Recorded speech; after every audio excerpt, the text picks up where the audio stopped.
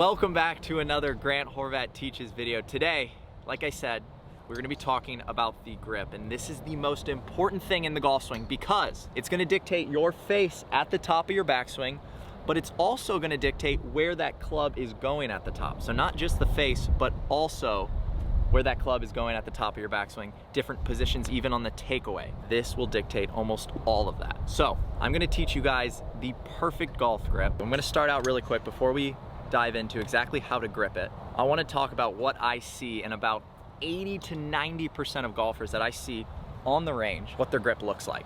People get this club up in the palm here. So if you guys can see it from this angle here, it is up in the palm and they get this right hand over like this.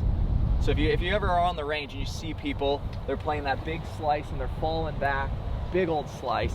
They got that super weak grip, it's up in the palm. This is how you can change that today just by following these steps. So starting out here, we have two hands. We have our right hand and we have our left hand. Let's talk about the left hand first. So the left hand, what I like to see is if you open this hand up, I'm gonna show it from this angle. Where I like to see the golf club running is from this palm right here, this part of your finger, so just below your pinky, right in that point, into this point. So it's going on a slight angle there into the finger.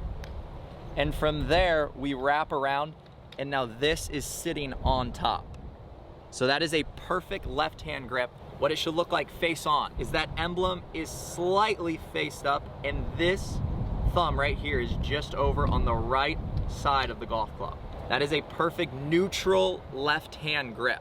I can now hinge the golf club. My wrists are gonna work properly throughout the golf swing. There are baseball grips that are successful out there. I'm not opposed to it. You can do a baseball grip, you can do an interlock, or you can do an overlap. So you have three options.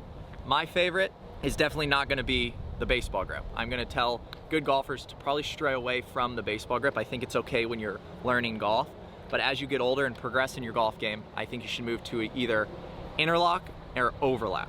And I'm gonna tell you which one is probably better for you. So people with smaller hands tend to interlock. People with bigger hands tend to overlap. And the way this right hand is gonna wanna go on here, so we have our left hand on good. I interlock in my grip. You want that club going across these fingers here into this right finger right here as like a trigger.